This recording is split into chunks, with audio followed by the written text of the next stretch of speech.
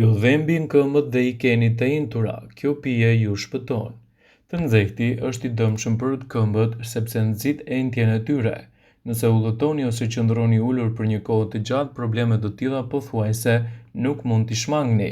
Për të zbutur gjendjen, duhet të bëni dush me ujë të ftohtë për të shmangur kryqëzimin e këmbëve dhe të mundoheni që sa më pak të qëndroni në një pozitë statike, por edhe të mos qëndroni ulur për një kohë të gjatë.